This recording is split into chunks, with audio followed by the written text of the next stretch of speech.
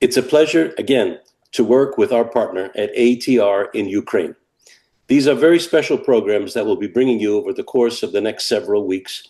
And of course, we do those with somewhat of a heavy heart, knowing that the Ukrainian people are still under siege, but also with a gladful heart, knowing how strong they've become, and we marvel at their consistency in being able to deal with life's issues. Today's special guest is Lyubov Maksimovich. She is the head of the NGO Women's Perspective. She's an active public figure advocating for women's rights and the development of entrepreneurship. Welcome, Lyubov. Nice to see you. Good afternoon. It's also a great pleasure for me to communicate with you. Thank you very much for this invitation. And I will definitely be glad to communicate with you. Okay, let's begin with a very brief introduction to what your organization is and your role in Ukraine. Well, our NGO, the Center of Women's Perspectives, has been operational in Ukraine non-stop for 27 years. We were one of the first human rights activists and organizations which were established back 27 years ago with a view to protecting women's rights and implementing gender equality, and just like you have said, supporting entrepreneurship and fostering employment in Ukraine. So our organization is very well known both in Ukraine and abroad. We hold lots of different events and lots of services are being conducted in our center, and thousands of women have taken advantage of these services, and they have all been free of charge due to the very broad cooperation with a great number of different organizations, because we work with a lot of vulnerable women.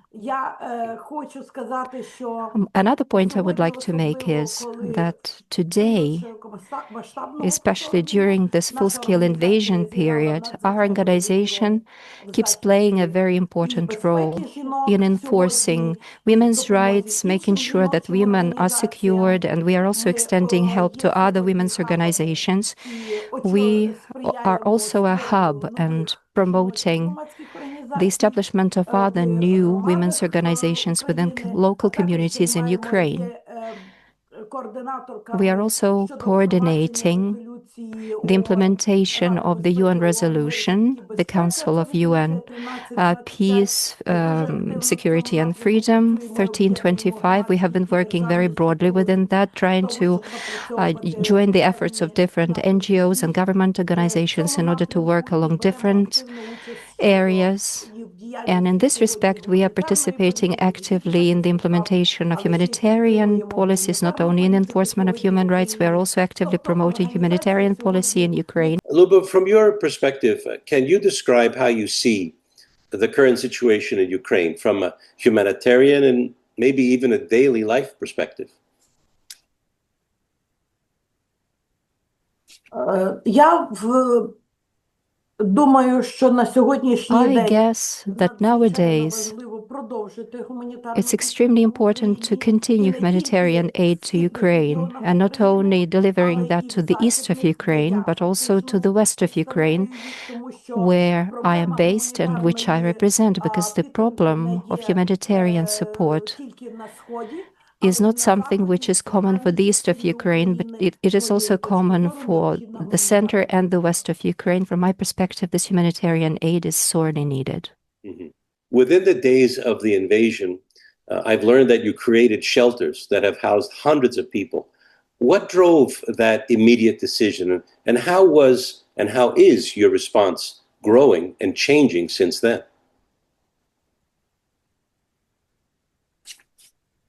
When the invasion started, we established the first shelter in Lviv, the west of Ukraine. Then we set up another 6. And as a result, nowadays, when the humanitarian support in the west of Ukraine has shrunk substantially, we are still supporting 3 more shelters, and we are trying to source money to maintain it, to keep it, because in Morshin, one of the towns in the west of Ukraine, we have some 30 people from Donetsk and Lugansk regions who have nowhere to go back to, who do not enjoy any support financial, and we as an NGO were the initiators of establishing this shelter, but now we are trying to maintain and upkeep these people to the best of our ability, and this is a huge challenge for us, because we cannot desert these people. We cannot just leave them in the lurch. However, humanitarian funds, unfortunately, are not operational in the west of Ukraine. Therefore, for our NGO, it's a sore issue. Another thing I can tell is from Donetsk regional state administration, they have been reaching out to us as an NGO for us to help and accommodate people who are IDPs, who are basically refugees for Ukraine. Because it just so happens that, how shall I put it into words? The authorities in Donetsk region are turning to an NGO like ours to help them to place these people. And I suppose this is not very right. And I say to them, have you been reaching out to the authorities? And the authorities say they have no place. And now the NGOs are responsible for doing something. So you see, shelters are of extreme importance right now. Lyubov, tell me, if you can, explain for our audience what goes on at these shelters. What exactly do you provide for people, and how many do you have women, children, parents, fathers, whatever, coming into you? Explain it for us. I can tell you the following. Nowadays, the people that we have are retirees, pensioners, people with disabilities, people with children who have some medical problems, let me put it this way. Basically, these are the categories of people who cannot find employment for themselves and who require basic humanitarian support. We provide them with food. We try to find some funds to feed these people at least twice a day, and we have 40 of those, 40 people, not 30. We are also offering them psychological assistance. We also provide them with medical aid, access to medical aid, and to the best of our ability, we also try to meet their urgent, pressing needs. Okay. Maybe legal ones or any other character of needs. No, that's amazing. It's important for people who listen, because we see them here in the United States, and we broadcast now in over 190 countries. It's hard to know exactly what's going on there. And the fact that, once again, the Ukrainian people are able to come up and to deliver what is needed, basic needs. I think it's phenomenal. You know, you work as a support hub, obviously then across multiple regions in Ukraine. How do you balance addressing immediate survival needs with your longer arm mission of combating systematic issues like trafficking and even domestic violence?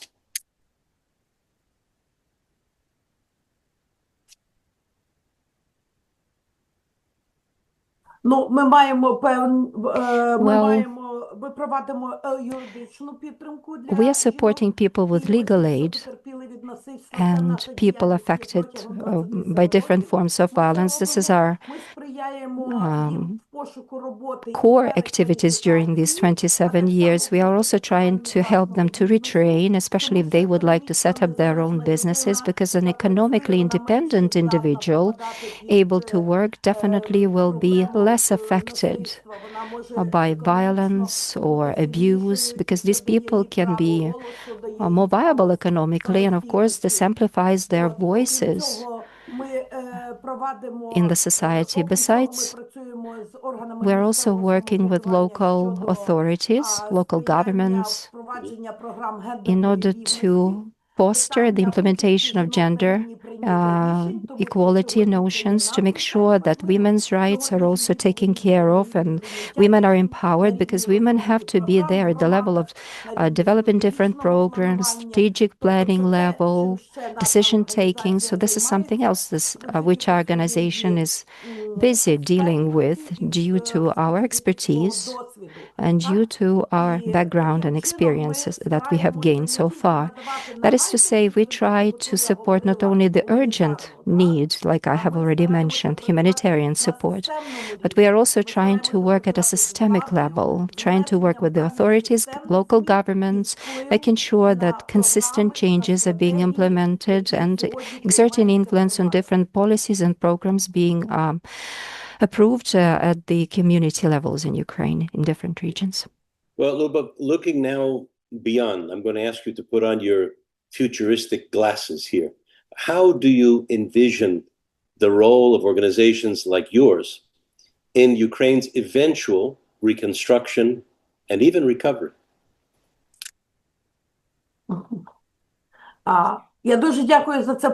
Thank you very much indeed for this question, because it's extremely important nowadays. Recovery issues are of great concern for me today. Maybe you remember, and the audiences can be reported, that we have had several meetings in London, Berlin, and in Rome, different international conferences with the view to helping to restore and recover Ukraine. And our organization, like many other women's organizations, have been lobbying gender-based approach to Ukraine's recovery. Even at the time when in London nothing like this was mentioned, but in Berlin during this conference, Ukraine's recovery conference, they began to tackle this issue of gender equality, making sure that everyone has to be seen through the perspective of people's needs, their characteristics and specifics. And in this respect, Ukraine's women organizations have played an extremely important role. And this year in Rome, they spoke about the strategies of Ukraine's recovery with implementing a gender approach. And for me, as a woman, as a human activist, human rights activist, this is crucial when recovery issues for Ukraine are tackled not only taking into account the needs of the people who need special services, but additionally, when we begin to take into account the needs of different categories of Ukraine's population who will be actively involved in Ukraine's recovery, that is to say, both women and men, and lots of different categories of the population.